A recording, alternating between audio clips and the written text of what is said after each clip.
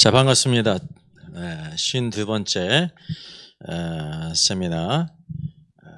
우리가 또 잘 알고 있는 한번 제목을 정해봤습니다. 그날과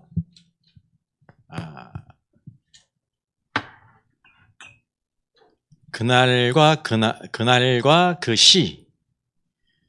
하늘의 천사들도 모르고 아들도 모르고 오직 아버지만 아시는 그날. 그날과 그때란 언제를 가리킬까요?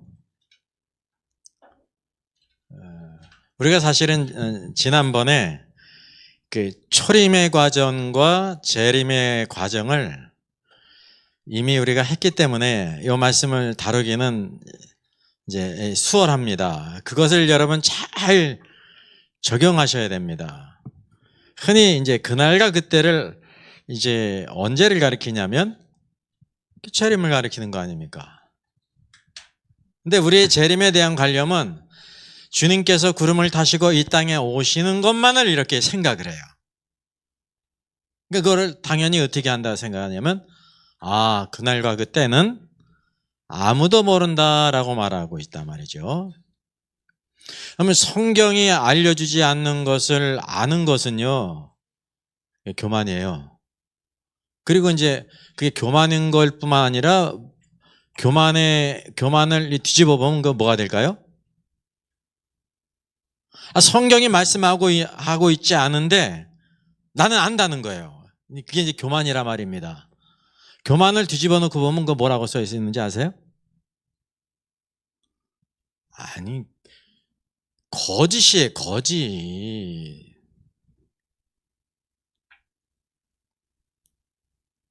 그게 이제 거짓이라는 거는 뭐냐면 하나님께서 말씀하시지 않았는데 이렇게 계시했다는 것은 우리에게 이게 벗겨서 이렇게 알게 하신 거예요. 그러지 않았는데 나는 한다.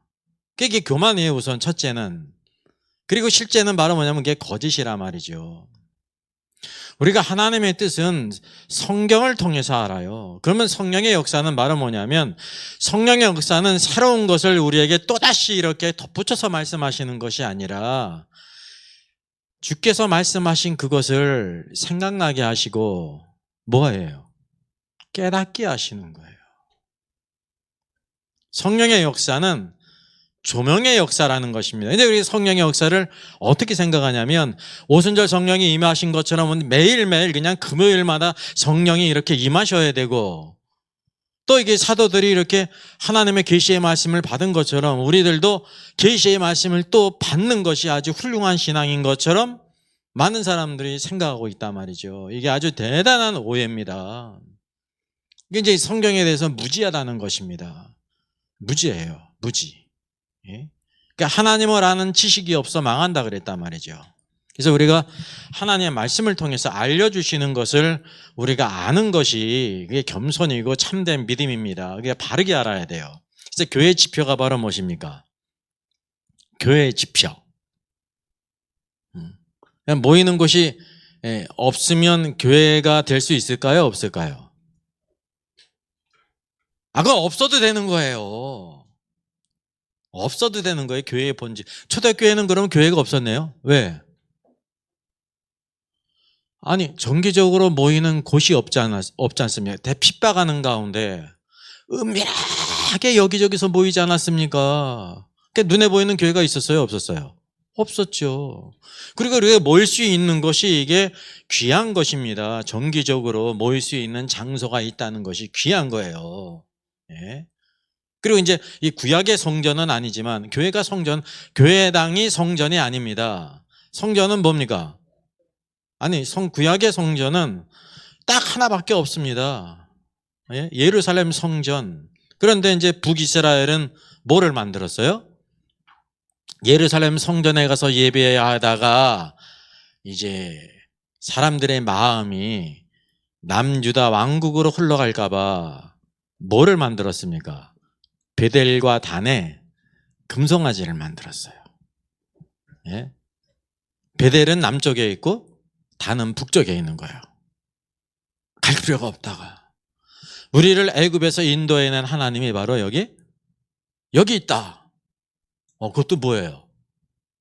노수를 안 만들고 금으로 만들었어. 금송아지가 하나님 여호와께서 우리를 인도해내신 분이다. 예루살렘 성전으로 내려갈 필요가 없다. 이게 우상입니다. 여러분, 금송아지 우상이 새로운 신을 만든 게 아니에요. 하나님의 형상을 만들었다니까요. 근데 하나님은 형상으로 계십니까? 안 계십니까? 아니거든요. 십계명에 봐. 어떤 형상이라도 만들지 말라. 그건 사람의 마음을 여러분 근데 만족시킵니다. 사람의 마음을 아주 만족시킵니다. 그래서 이제 교회는 구약의 성전이 아닙니다. 그 성전은 누구를 가리켰냐면 참 성전이신 예수 그리스도이십니다. 그래서 너희가 이 성전을 헐라 내가 사흘 만에 다시 일으키겠다 그랬습니다. 주님의 제자들도 언제 깨달았어요? 나중에.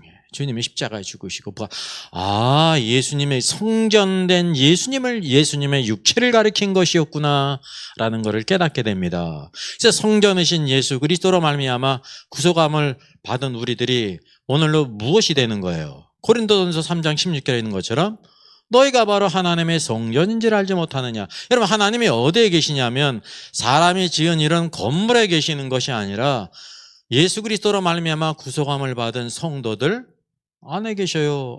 우리 안에 어떻게 계셔요? 성령으로 계신다니까요. 성령이 우리 안에 내주하시오. 어디에 내주하세요? 영 안에 내주하시죠. 영. 그러니까 예배하는 자는 그래서 어떻게 예배하라 그랬습니까? 신령과 진정으로는 이제 개역 한글 이제 그 성경이 잘못된 게 아니라 번역이 잘못된 거예요. 근데 이제 우리 개역 성경에서 뭐로 이제 번역이 됐습니까? 영으로. 네, 하나님은 영이시니 영과 진리로 그랬습니다. 이게 조금 낮았는데 영과 진리로라는 거는 이제 영어 전치사를 사용하면 뭐를 사용한 거예요? 제가 지금 여기 올 때 뭐 타고 왔는지 아세요? 모르시면 차 타고 왔어요. 바이카. 예? 걸어서 왔죠. 바이풋. 이제 영과 진리로 예배하라는 거는 어떤 뜻이냐면 바이의 뜻이에요. 바이. 영을 가지고 진리를 가지고 예배하라 그런 뜻이 되는 겁니다. 근데 원래 성경 말씀은 바로 무엇입니까? 사마리아 여인이 당신네들은 예루살렘에서 예배한다고 하고 우리 조상들은 여기 그리심산에서 예배한다고 하는데 대체 어디에서 예배해야 합니까? 그 문제예요. 여러분, 어디에서 예배해야 되느냐? 어디에서 예배해야 돼요? 영 안에서, 진리 안에서예요. 그 전치사가 이게 바이가 아니라 인이에요. 인. 영 안에서, 진리 안에서 예배하라는 것입니다. 이게 장소의 문제는 물었다니까요. 근데 장소의 문제는 눈에 보이는 장소가 아니라 영과 진리 안에서 예배해야 된다는 것입니다. 진리가 바로 무엇입니까? 하나님의 말씀이 하나님께서 예배하는 자가 어떻게 예배해야 될 것을 성경에 말씀하고 있습니다. 그리고 우리가 영과 혼과 몸이 있잖아요. 영 안에서 예배해야 된다. 영 안에서. 이게 진정한 예배라는 사실이에요. 그래서 우리가 이제 성전으로 지어져 가고 있는 거예요. 그 마지막 완성이 바로 무엇입니까? 지금 이 성전이 지어져 가고 있는 거예요. 우리가 변화가 돼야 돼요. 야곱과 같은 아주 간사한 자들이 발꿈치를 잡고 자신의 끼와 생각과 수단 방법으로 살아가는 우리 같은 이 흙덩어리 야곱이 무엇으로 변화돼야 돼요? 이스라엘로.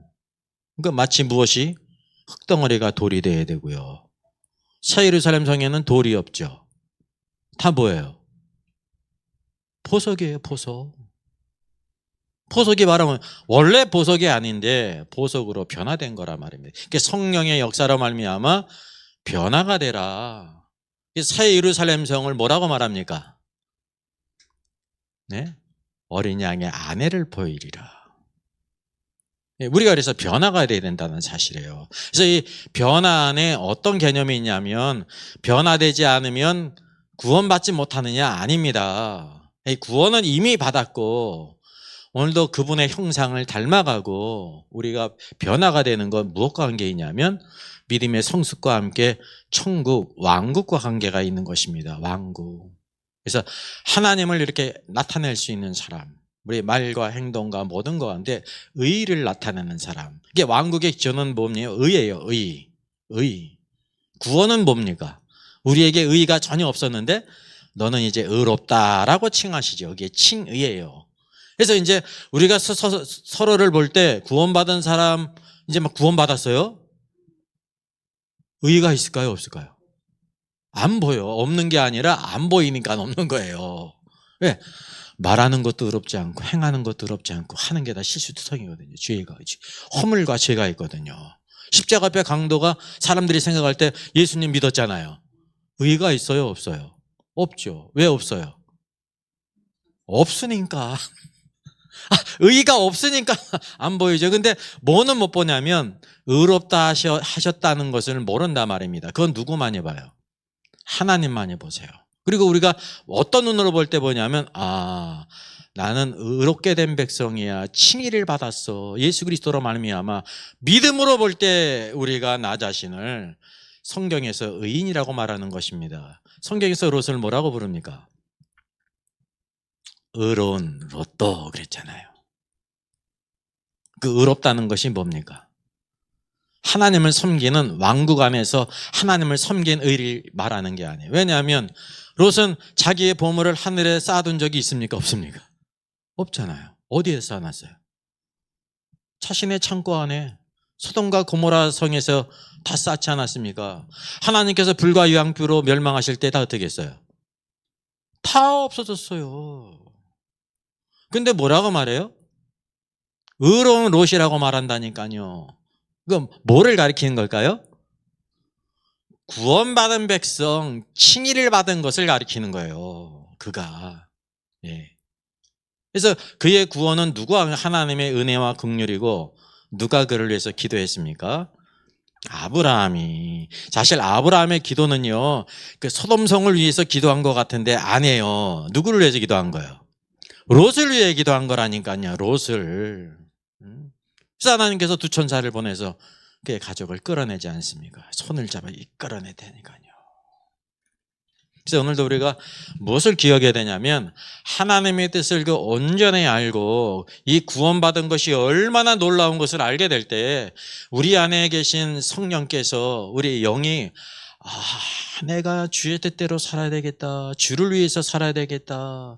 의롭게 살아야 되겠다. 이런 마음을 주세요. 만약에 어떤 사람이 하나님에 대해서 말씀에 대해서 무지해도 그렇게 가르쳐주는 사람이 없거든요. 그런 사람이 있어요? 없어요? 아니 있죠. 가르쳐주지 않기 때문에 구원받은 다음에 우리들이 어떻게 살아야 될 것인가를 왕국에 대해서 가르쳐주지 못할지라도 우리 안에 오늘도 우리 영이 살아있게 될 때 우리의 마음이 정말 주님을 섬기고 주님이 절대적이에요. 절대적이신 분이라니까. 그 은혜에 보답하고 순종하고 주님을 위해 살고자 하는 마음을 주세요.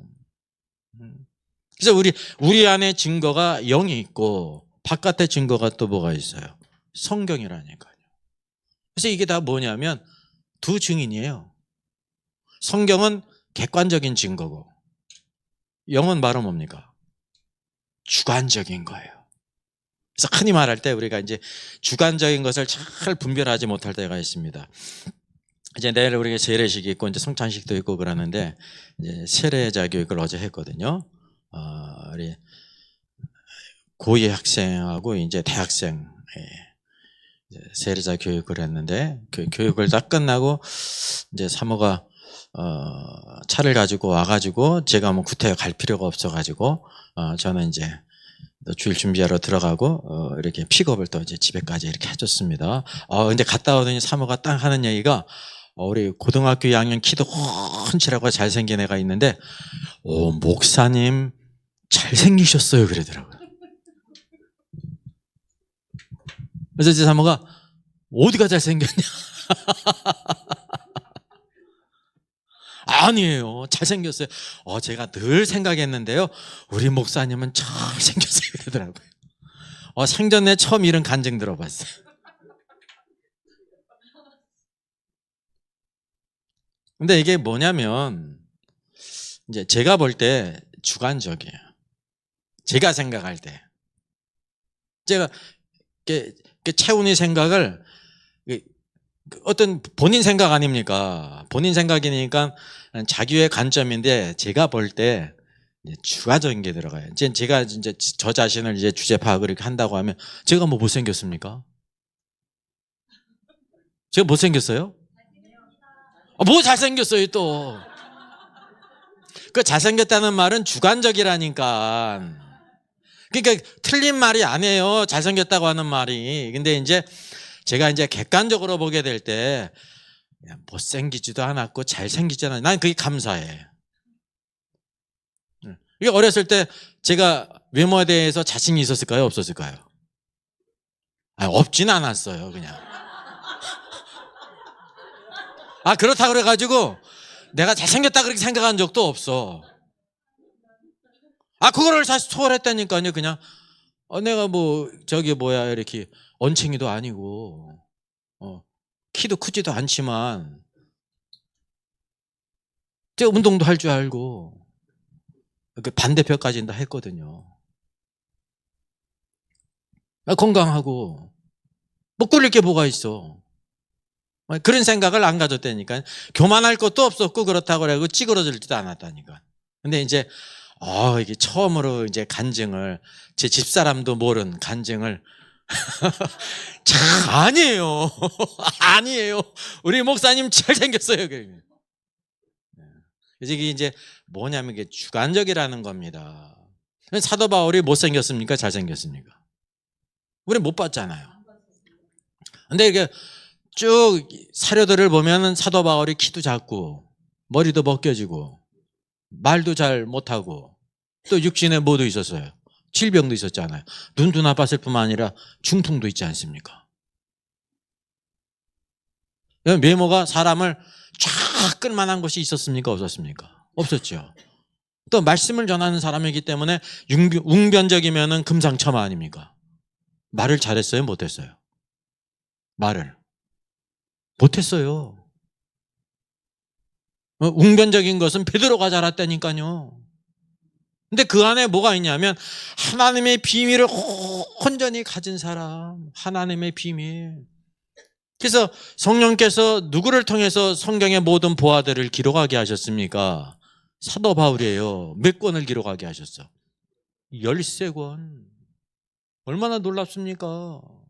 그러니까 여러분 이거를 우리가 꼭 기억할 필요가 있습니다. 그래서 그 사람에 대한 관념은 바로 뭐냐면 외모뿐만이 아니라 그 사람이 가진 캐릭터가 있잖아요. 성격과 사상과 신앙과 그가 추구하는 것과 그리고 중요한 거는 이 하늘의 이 보물들 그것과 이렇게 매치가 돼서 객관적으로 세상적인 관점, 관상학적이든지 미적으로 볼 때 사도 바울이 잘생겼습니까? 못생겼지. 근데 이 모든 것이 종합적으로 다 하게 될 때 그런 말을 초월한다니까요. 그런 말을 초월하는 겁니다. 모델이 되는 거 아니잖아요. 지금 이거 무슨 미남대에 나가는 거 아니잖아요. 그래서 우리도 마찬가지예요. 우리도. 그 사람의 신앙과 인격과 그 모든 것이 우리의 외모와 내적인 것이 어우러져서 그 사람의 그 모든 것이 딱 떠오르는 것입니다. 주님이 보실 때 우리에게 다 뭐가 있냐면 주님 보시기에 아름다운 것이 있어요. 귀하게 보는 것이 있어요. 그걸 우리가 귀히 여겨야 돼요. 하나님께서 보시는 관점을 우리가 잘 가져야 된다는 사실이죠.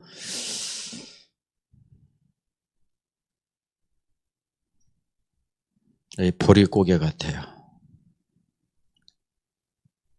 여기 접속이 안 됐는지, 또 한꺼번에 또 확 넘어갔습니다. 자, 그래서 그날과 그 시는 언제를 말하는가? 그래서 일반적으로 생각할 때, 주님의 재림을 우리가 할 수가 없지. 그래서 늘 깨어 있어야지. 아무도 모른다고 그랬으니까. 여기 성경. 그러나 그날과 그때는 아무도 모르나니. 이 그때라는 말은 지금 이렇게 완곡하게 번역됐습니다. 희미하게 번역됐어요. 그날은 뭐고 그때는 뭡니까? 그때는요, 시를 가리키는 거예요. 아워. 그 날과 데이와 때때이. 예? 그리고 또 뭐예요? 그 시를 아무도 모른다는 거예요. 하늘의 천사들도 모르고 아들도 모르고 오직 아버지만 아시느니라. 하늘에 있는 천사들도 몰라. 누구도 몰라요. 아들도 모른다고 그랬어요. 여기서 아들이라고 말할 때는 여러분 뭔지 아십니까? 아들도 모르고라는 거는 인성으로서의 예수님이 모른다는 거예요. 예수님은 어떤 분이냐면 완전한 인성을 가지실 뿐만 아니라 완전한 신성을 가지고 계십니다. 아버지와 아들이 하나인데 모를 수가 있습니까? 여기는 어떤 관점이냐면 인성의 관점에서 심지어 아들도 모른다는 거예요. 누구만 아냐면 오직 아버지만 아시느니라. 아버지만 알아요. 근데 그때 두 사람이 밭에 있음에 한 사람은 데려가고 한 사람은 버림을 당할 것이요, 두 여자가 맷돌질을 하고 있는데 한 사람은 데려감을 당하고 한 사람은 버림을 당할 것이니라. 그러면서 그러므로 깨어 있으라. 어느 날에 너희 주가 임할는지 너희가 알지 못하느니라 그랬습니다. 이 어느 날이라는 것이 이제 시예요, 시. 어느 시에 앞서서 말하고 있는 것처럼 어느 날, 어느 시에. 그 날과 그 시는 아무도 모른다 그러지 않습니까? 그러니까 이제 어느 날이라는 거는 앞에 있는 모든 것을 다 총괄하는데 또 구체적인 부분이기 때문에 시를 언급한 것입니다. 이거를 이제 이렇게 이제 완곡하게 또 어느 날이라고 이렇게 번역한 거죠. 너희는 알지 못하느니라. 왜 우리가 늘 깨어 있어야 되냐면 그날을 우리가 알 수 없기 때문에 그래요. 또 40절에 이러므로 너희도 준비하고 있으라. 생각지 않은 때에 인자가 오리라 그랬습니다. 이게 분명히 그래서 이게 초림에 대한 말씀이 아니라 재림에 대한 말씀이기 때문에 이거를 그냥 일반적으로 다 어떻게 생각하냐면 재림, 주님께서 구름을 타시고 천군 선자들과 함께 오실 때 그때를 우리가 아무도 모르지 이렇게 했어요. 아무 문제가 없죠. 아무 문제가 없는 거예요. 왜? 성경을 이렇게 소홀히 다루고 있기 때문에. 여러분, 주님의 초림도 비밀이고 재림도 비밀이에요. 우리가 이제 보편적으로 생각할 때 그렇지, 당연히 주님이 오시는 때를 우리가 알 수가 없지라고 생각한단 말입니다. 그래서 이 주제를 이렇게 다룬 것이 안다는 거예요, 모른다는 거예요? 이 주제를 지금 다루는 이유가 알 수 있다는 거예요, 알 수 없다는 거예요?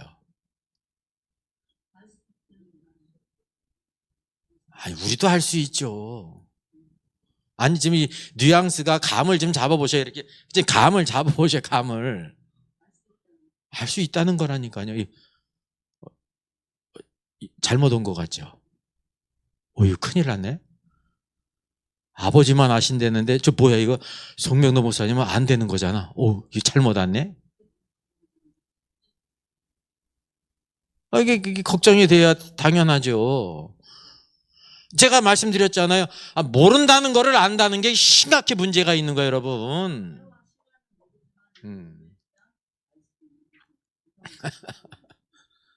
여러분, 하나님이 알지 못한다는 것을 우리가 알 수가 없어요. 그리고 또 알지 못한다는 거를 누구만 이렇게 불러다가 알려주셔요, 안 알려주셔요?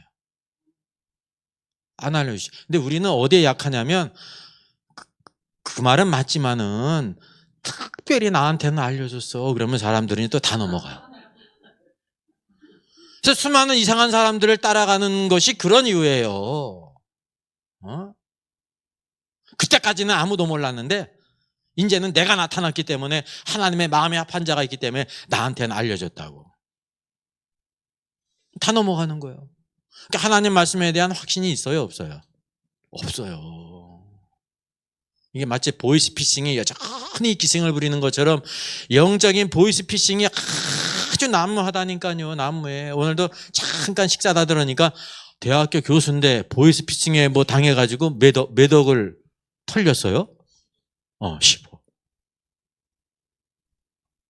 그게 보이스피싱이 그렇게 교묘하다니까요.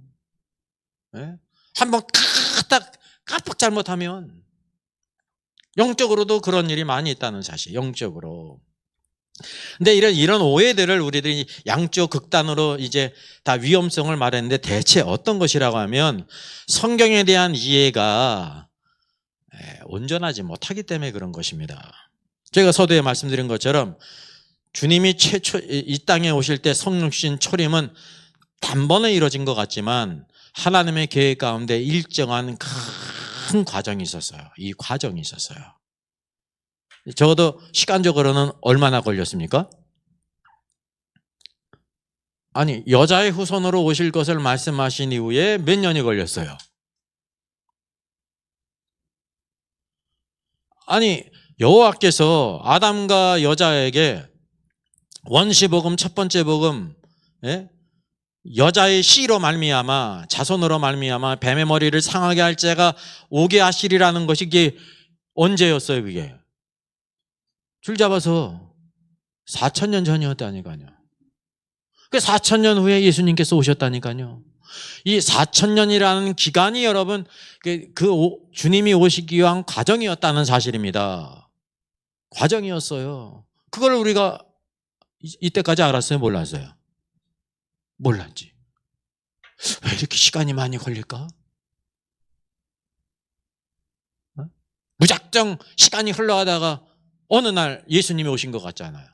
근데 그게 아니라 마태복음의 족보를 통해서도 우리가 아는 것처럼 여기 성육신 하기까지 마태복음의 족보가 뭐를 보여주고 있어요? 42대 아브라함으로부터 42대에 걸쳐서 이런 사람들을 지나서 예수 그리스도가 이 땅에 오셨다는 것을 우리에게 보여주고 있는 것입니다. 그래서 초림에도 뭐가 있냐면 일정한 과정이 있었다는 거죠. 근데 주님은 한 번 오시지 않고 두 번 오신다 말입니다. 두 번 오신다 그래가지고 주님이 불완전한 분이냐 그렇게 생각하시면 안 됩니다. 이게 하나님의 경륜 가운데 우리의 죄의 문제를 먼저 해결하시고 구속하신 이후에 더 뛰어난 문제, 그분이 뭐로 오시는 거예요? 그때는 구속주로 오시는 게 아닙니다. 왕으로 오시는 겁니다. 그래서 왕권을 가지고 오신다 말이죠. 이 세상에 지금 오늘도 하나님의 왕국이 임했습니까? 임하지 않았습니까? 임하지 않았어요. 왜냐하면 주님이 왕권을 가지고 아직 오시지 않았기 때문에 이게 아주 신앙의 하나님이 영광 받으시는 가장 중요한 것입니다. 주기도 전에 모든 영광이 권세가 다 아버지께 돌아가야 된단 말이죠. 그래서 아들이 직접 이 모든 것을 통치하시는 것이 이루어지게 될 때에 그 재림의 과정이 있는데 우리의 일반적인 관념은 주님이 구름 타고 오시는 때가 재림이에요. 근데 성경에는 뭐가 있다는 거예요? 재림의 과정이 있다는 거예요. 그 재림의 과정을 뭐라고 말합니까? 여기 그래서 이렇게 일정한 기간이 있다. 초림도 이게 42대에 걸쳐서 오신 것뿐만 아니라 신약의 예수님이 재림하실 때도 42정거장을 거쳐서 오신다는 것을 우리에게 보여주고 있단 말이에요. 이게 바로 주님이 재림의 과정이라는 거예요. 주님의 과정. 우리가 한 번에 그냥 하늘에서 쭉 그냥 구름 타고 쭉 오시는 거를 재림이라고 생각하는데 그건 마지막 부분이지. 마지막 부분이지 그러기까지의 과정이 있단 말이죠. 쉽게 얘기하면 제가 여기까지 이렇게 오지 않았습니까? 여기 문에서 딱 들어올 때가 여기 온 거예요. 근데 사실은 제가 1시간 전에 이미 화성을 출발했어요. 화성에서 우주선을 타고 쫙 1시간 동안 왔다니까요. 네. 벌써 출발했다니까 이게 도착은 안 했을 뿐이지. 네. 주님의 재림도 이런 과정이 있다는 것을 우리가 알아야 되는 것입니다. 대체 그러면 그날과 그때를 알지 못한다는 것, 그날과 그 시를 알지 못하는 것, 이런 것을 우리가 알지 못하면은 재림을 뭐라고 생각하냐면 마지막 그 주님께서 오시는 때를 알지 못한다 이렇게 생각한다는 사실이죠. 그래서 맞는 것 같은데 틀리는데 왜냐하면 절반은 맞고 절반은 틀리기 때문에 그렇습니다. 오늘까지 우리가 아무도 알 수가 없습니다. 근데 하나님의 계획 가운데 그것을 우리에게 알려줄 때가 있어요. 어떨 때? 하나님께서 사인을 하실 때. 하나님의 사인. 하나님의 사인이 무엇으로 나타납니까? 그게 표적을 통해 나타나는 것이고 예언의 성취를 통해 말씀하시는 게 사인이에요. 하나님의 사인이에요.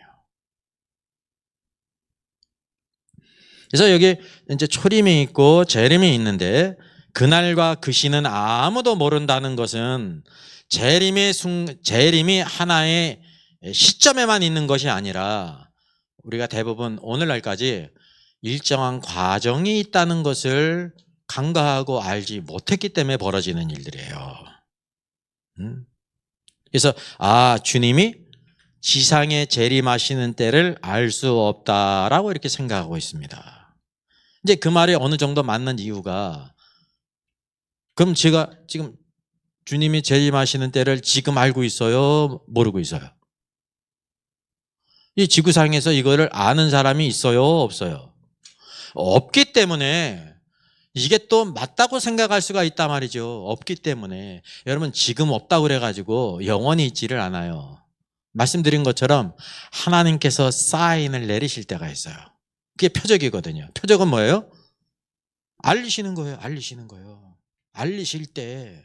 그러니까 오늘날 우리가 알지 못한다는 거는 맞는 말이라니까요. 근데 언젠가 하나님께서 우리에게 사인을 주실 때 그때 알 수 있다고 하는 사실이죠. 그리고 중요한 관점은 바로 뭐냐면, 주님이 지상 재림은요, 우리 성도들과 관계가 없어요.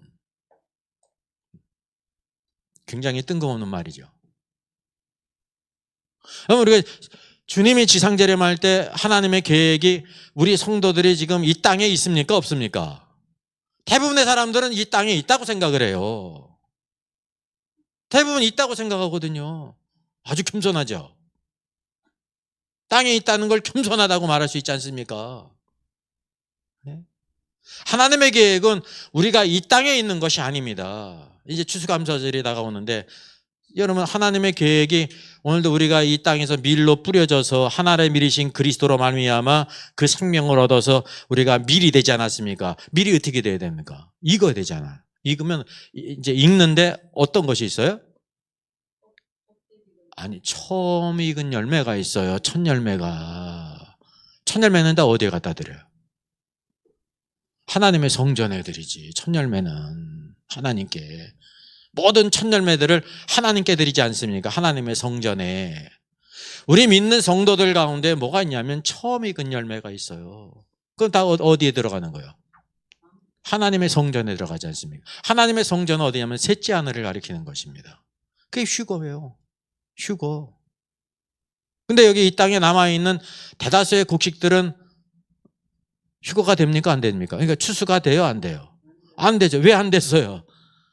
안 익었으니까. 안 익었어요. 언제 다 익냐면 대환란이라고 하는 아주 떼약볕을 막 햇빛을 쬐면서 익은 이후에 거두어지는 거예요. 그러면 이 휴거되지 않은 성도들은 주님이 재림하실 때 그 즈음에 어떻게 됩니까? 데살로니가전서에 있는 것처럼 공중으로 휴거가 되는 거예요. 왜? 대환란을 겪으면서 어떻게 됐어요? 익었어요. 어디로 가는 거예요? 공중으로 올라가는, 공중 구름으로.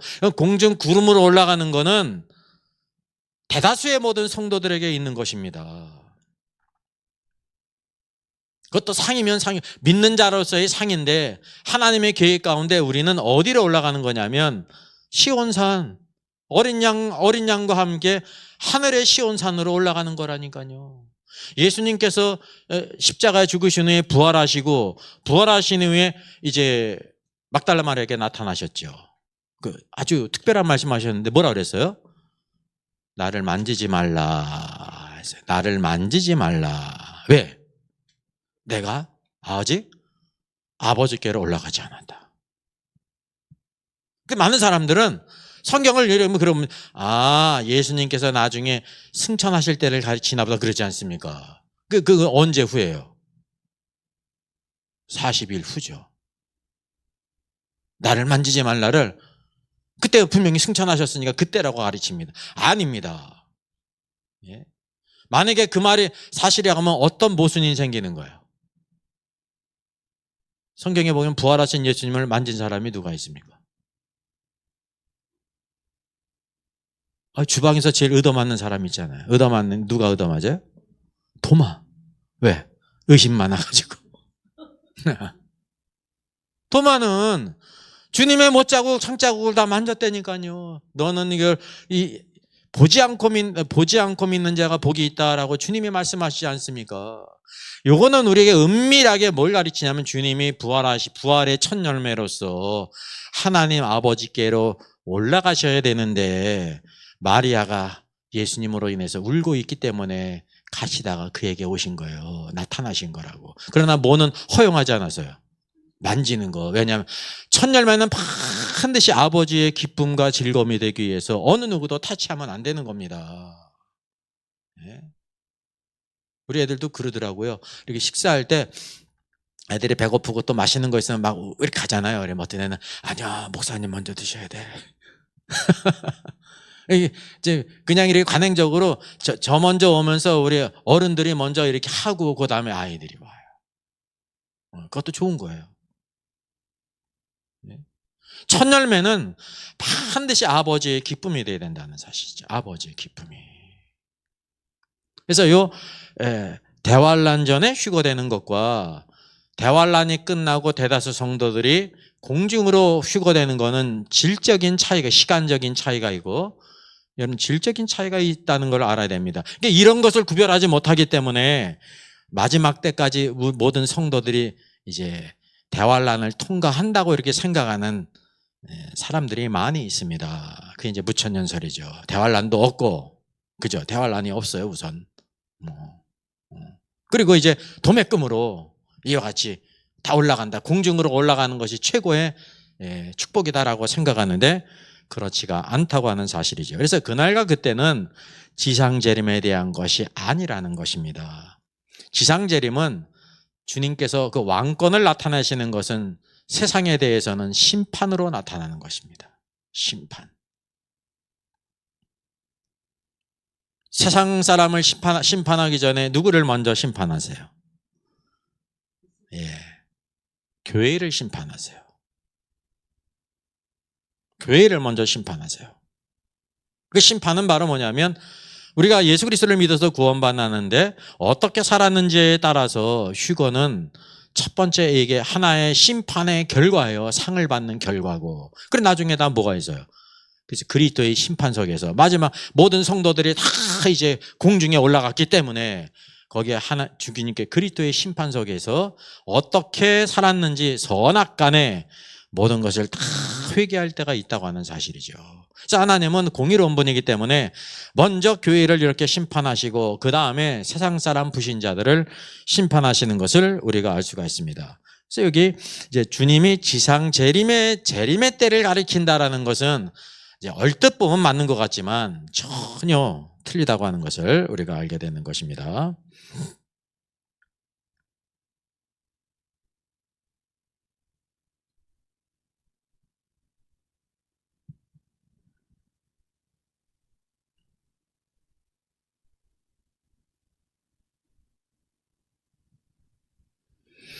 자, 그래서 마태복음 25장에도 여기 말씀해 보게 돼 13절 그런즉 깨어 있으라 너희는 그날과 그때를 알지 못하느니라.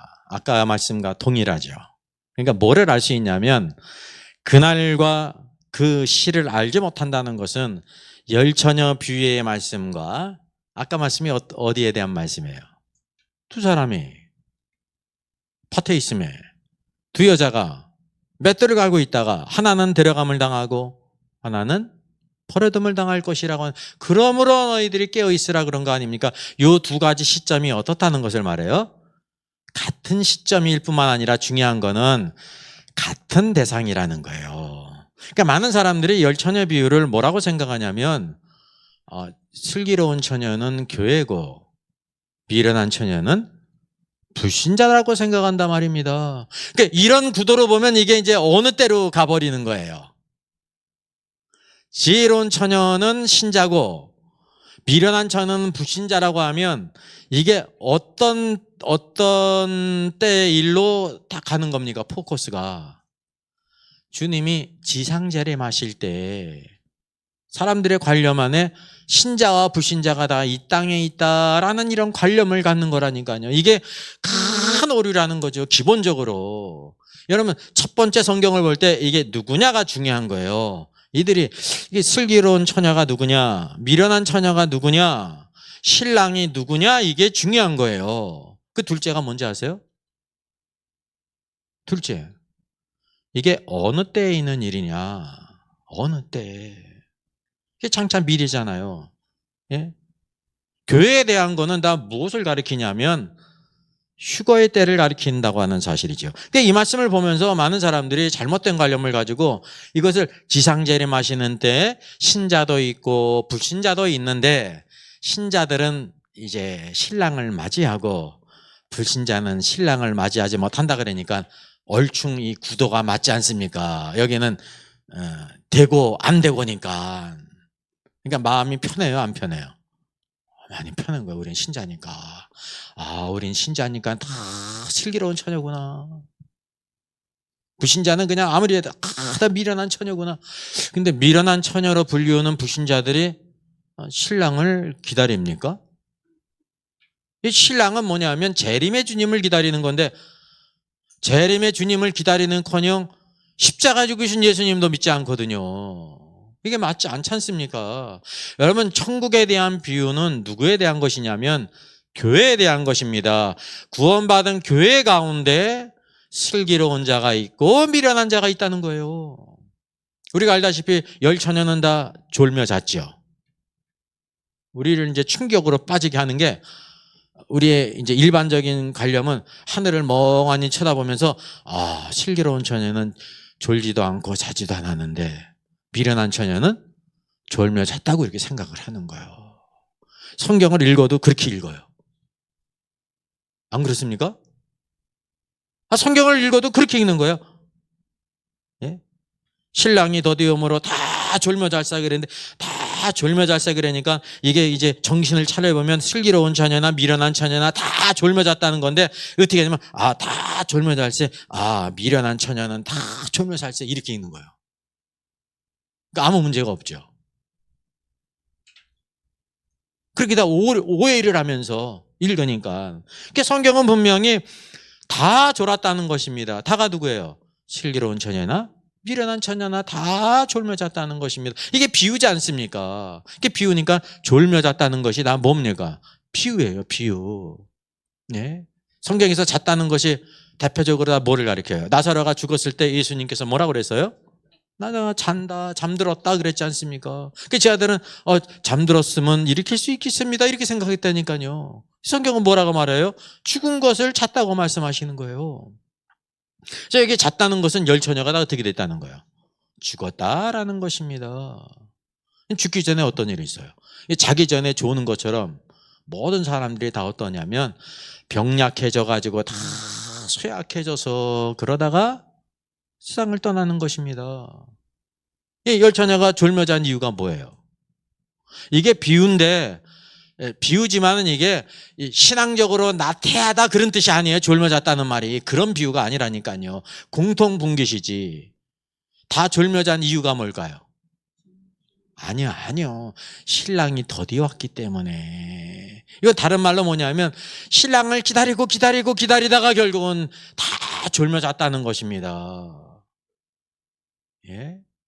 신랑이 왜 더디 오셨을까요? 예수님이 석회 온다고 그랬잖아요. 이게 모순되잖아요. 모순 안 됩니까? 내가 석혈이라 그랬는데 예수님이 더디 오셨어. 여러분 이 말을 잘 봐. 신랑이 더디 오며라는 거는 이제 신랑이 주어 같은데 누가 생각할 때냐면 열 처녀가 생각할 때 신랑이 더디 왔다는 거예요. 왜? 자기가 늙어 빠져가지고 다 쇠약해져가지고 죽을 때까지 안 오셨으니까 더디 왔다고 말하는 겁니다. 신랑 그 자체가 더디 오신 것이 아니라 열 처녀 주의 성도들이 생각할 때 늦게 왔다는 거예요. 왜냐하면 죽을 때까지 안 왔으니까. 예?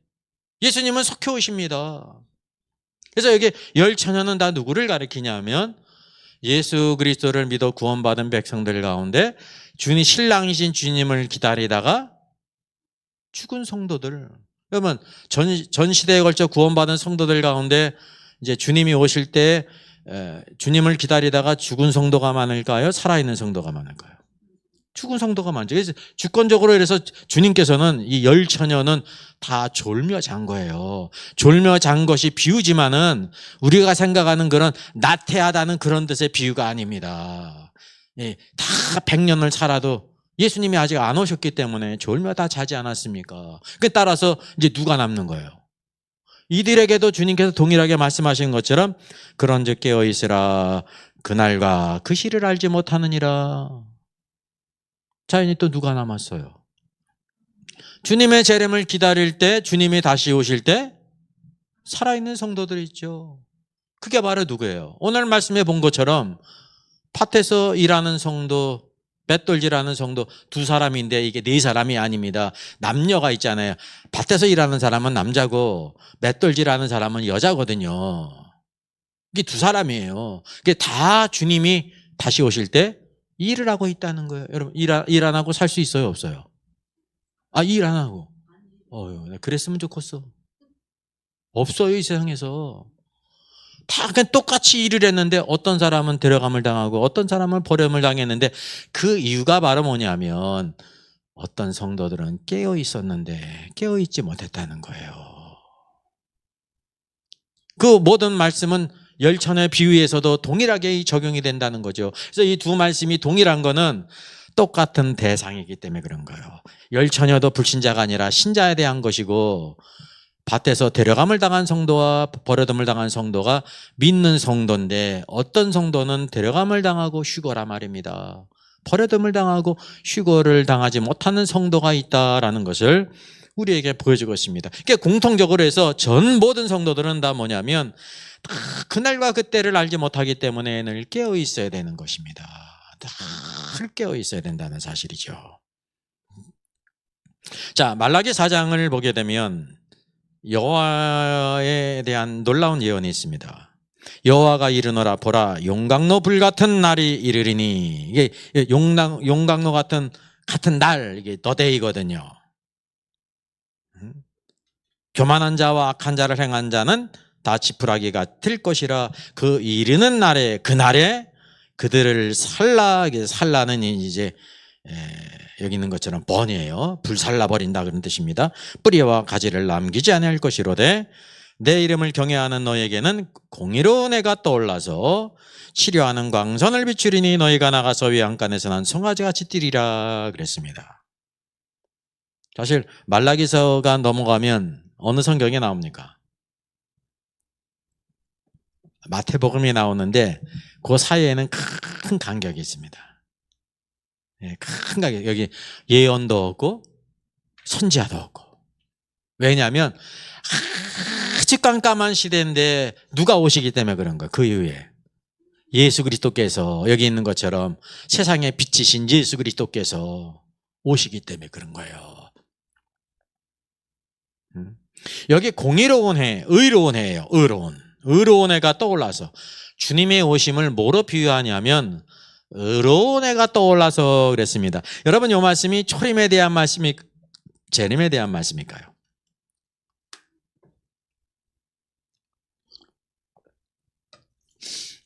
말라기 성경 다음에 마태복음이 있으니까 초림에 대한 말씀이구나 이렇게 생각하기가 쉽습니다. 공의로운 해는 재림에 대한 말씀이에요. 그 앞에서도 마찬가지죠. 주께서 오셔서 무슨 일을 한다고 그래요? 그날에? 성경에 그날이 중요하잖아요. 그날. 그날은 어떤 날을? 여호와의 날. 주께서 공의로 이 세상을 심판하시는 날을 가리키는 거예요. 교만한 자와 악을 행하는 자를 다 살라버린다라는 심판을 가리킨단 말이죠. 주님이 이 땅에 초림에 주님이 심판하셨어요? 안 하셨어요? 안 하셨죠. 왜 무엇을 위해 오셨냐면 구원의 성취를 위해서 이 땅에 오신 분이시거든요. 여러분 이 말씀은 재림의 주님에 대한 말씀이에요. 그때 아주 의로운 해가 떠올라서 주님의 재림은요. 해가 떠오르는 걸 감출 수가 없지 않습니까? 영광 가운데 확 빛나지 않습니까? 세상 모든 사람들이 다 알도록. 이것을 주님이 이 땅에 있을 때 언제 보이셨어요? 마태복음 17장에 변화산에 올라가셨을 때 그 모습이 뭐같이? 해같이 빛났어요. 이게 해 진짜. 그래서 의로운 해로 비유가 되어 있는 것입니다. 옷이 어떻게 됐습니까? 빛과 같이 휘어졌습니다. 그 모습이 변형됐잖아요. 그게 뭐냐면 그게 주님의 영광을 처음으로 나타나신 거예요. 그분의 영광을. 그걸 세제자만이 봤다니까요. 오늘도 이 말씀을 통해서 예수 그리스도 안에 신성이 있다는 것을 보게 되는 것입니다. 예수 그리스도 안에 신성이 있단 말이죠.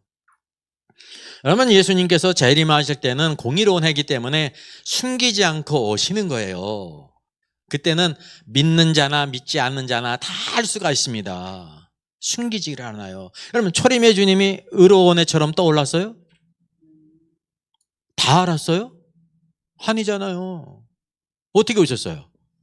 낮고 낮은 곳에 오시지 않았습니까? 어떤 면에서 은밀하게 오셨죠. 이렇게 의로운 해처럼 모든 사람에게 다 자신의 영광을 드러내셨어요? 아니잖아요. 아주 작은 아기로 탄생하셨기 때문에. 근데 누구만이 경배를 했냐면 동방에서 온 박사들, 이방인을 대표하는 박사들이 주님을 경배하고, 유대인들 가운데 누구예요? 지금 이렇게 낮은 목자들. 그럼 그걸 기억하셔야 돼요. 의로운 해처럼 떠올라. 그분의 영광이 감춰져 있었다니까요. 초림의 주님은 이렇게 드러내신 적이 없어요. 오직 믿음을 가진 사람만이 주님을 영접하고 경배하고 귀한 선물을 드렸죠. 네? 그 영광이 가려져 있었던 거예요. 드러내질 않으셨어요.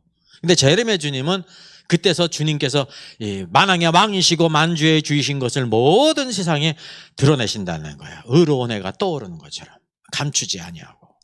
그래서 이 주님의 재림은 어떤 면이 있냐면 공개적인 면이 있는 겁니다. 공개적인 면. 네? 초림에 대한 주님은 이제 이렇게 숨겨진 면이 있죠. 근데 우리가 알다시피 이 주님의 재림은 한순간에 오는 그것만을 가리키는 게 아니라 뭐가 있다고 그랬어요? 일정한 과정이 있다고 그랬어요. 뭐를 거쳐서 오세요?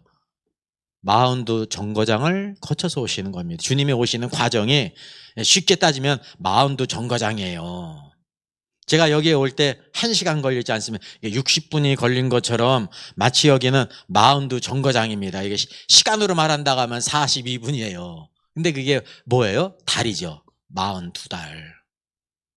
42달이 뭐예요? 한때, 두때, 반때. 그래서 3때 반인데, 이 3때 반이 대체 단위가 뭔지를 알 수가 없어. 근데 이게 42달이라는 걸 통해서 뭐라는 걸 알아요? 해로서의 3때 반이구나, 3년 반이구나, 3년 반, 42달. 그래서 성경은 또 뭐라고 말하고 있습니까? 그게 1260일. 이게 주님의 재림이 이렇게 일정한 과정이 있다는 것을 우리가 알아야 된다고 하는 사실이죠. 그렇다고 하면 주님이 이렇게 지상에 재림하실 때는 공개적으로 의로운 해로 확 자신을 보이시는데, 주님의 재림이 시작되는 초반부에는 드러내실까요? 드러내지 않을까요? 드러내지 않을 것 같죠? 드러내지 않을 것 같지 않습니까? 그러면 해가 떠오르잖아요. 해가 떠오르기 전에 어때요? 우리 전에 김영삼 대통령이 민주화 운동하면서 그랬잖아요. 뭐라 그랬어요?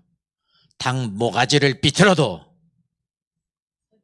새벽은 온다. 새벽에 누구와 함께 오는 거예요? 해와 함께 오는 거죠. 이런 것도 다 아시네. 그러면 해가 뜨기 전에 아주 어둡다니까요. 칠흑같이. 우리가 뭐를 알게 되냐면 주님이 오시기 때 의로운 해로 떠오르기 이전에 요 42 과정이 있는데, 42달이 있는데, 이때가 어떤 과정입니까? 어두운 때예요. 세상에 도덕적으로, 윤리적으로, 영적으로 아주 타락해가지고 어둡다는 거지, 그때 해가 뜨지 않는다는 뜻이 아닙니다. 아주 가면 갈수록 어두운 시대에 대환란했다는, 더욱 그렇다니까요. 그 어두운 시대에 주님이 오심이 시작되었단 말이죠. 주님의 오심이 여기 주님의 지상재림 전 42달 전에, 그때는 바로 우리가 그래서 그때는 주님의 오심이 은밀하다. 왜냐하면 캄캄한 밤이거든요. 캄캄한 밤이요. 그래서 우리 계시록에 있는 것처럼 주님을 이 캄캄한 시대에 뭐로 누릅니까?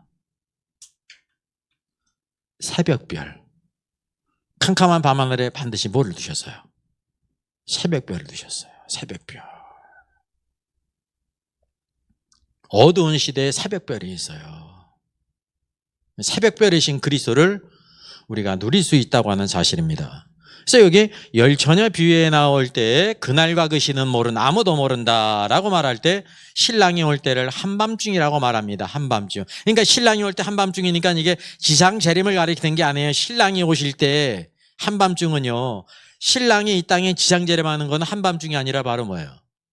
해가 떠오르니까 새로운 시대가 열리는 거예요. 새로운 시대. 그래서 그때가 뭐가 시작이 되죠? 그 시대를 뭐라고 불러요, 우리가? 천년왕국 시대, 왕국 시대인데 그게 천년이기 때문에 천년왕국 시대 그렇게 부르는 겁니다. 천년 동안 주님이 왕노릇 하세요. 온 세상에 하나님의 왕권으로 통치하신단 말입니다. 의롭게. 이기는 자들이 왕으로서 온 땅을 통치한다는 사실입니다. 이런 시대가 오늘날까지 있었습니까? 없었습니까? 없었단 말입니다. 우리가 이거를 분명히 기억해야 돼요. 근데 여기 재림, 의의 태양이신 그리스도께서 다시 오실 때, 그 여기 말하고 있는 게 불같은 날, 심판의 날이거든요. 이 두 날이 동일한 의미입니까? 그날과 그 시를 모른다고 하는 열처녀 신랑이 올 때의 한밤중과 여기 말라기 성경에서 말씀하고 있는 의의 태양이신 그리스도께서 재림하시는 게 동일한 상황이에요? 같은 날이에요? 아니라 말입니다. 이거를 같은 날로 간주했기 때문에 주님의 재림의 때는 우리가 몰라라는 것입니다. 그게 이제 일반적으로 근거가 되는 일이 우리가 오늘날까지 모른다니까요. 그렇다고 해가지고 오늘날 우리가 그날을 안다는 뜻이 아닙니다. 언젠가 하나님께서 그 말씀하신 바가 이루어질 때 그게 사인이거든요. 그때 알 수 있는 문제라니까요. 그러니까 차이가 있죠. 왜냐하면 주님의 지상 재림은 그 당시에 우리 모든 성도들에게 주시는 사인이기 때문에 사인을 읽는 사람은 알 수가 있는 거예요. 사인을 못 읽는 사람 모르죠. 야구할 때 뭐 이렇게 감독이 막 이렇게 하지 않습니까? 누구만 읽어요? 그 팀 선수들만 읽는 거예요. 우리가 그걸 본다고 뭔지 알 수가 없어. 그게 사인이라니까요. 사인. 네. 하나님의 사인은 성경에 있는데 오늘도 하나님의 말씀을 잘 깨닫고 주목하는 사람만이 알 수가 있는 것입니다. 그러니까 항상 지혜로운 자가 있고 미련한 자가 있는 거예요. 나는 구원받았기 때문에 나는 지혜로워라고 하는 것은 착각입니다. 착각. 예, 착각. 예? 나는 구원받았기 때문에 아무 문제가 없을 거야. 이게 착각이에요. 예? 항상 천국에는 착하고 충성된 종이 있고 악하고 게으른 종이 있는 거예요. 세상 사람들은 악하고 게으른 종도 되지 못해요. 종이 아니라니까. 관계가 없죠. 왼수라니까. 저 원수들을 다 진멸하라 그러지 않습니까? 불신자는 원수예요. 원수. 항상 하나님의 백성들 가운데 두 종류의 신자가 있다는 걸 우리에게 보여주고 있는 것입니다. 이게 바로 천국을 아는 가장 중요한 키포인트, 기본이에요. 기본.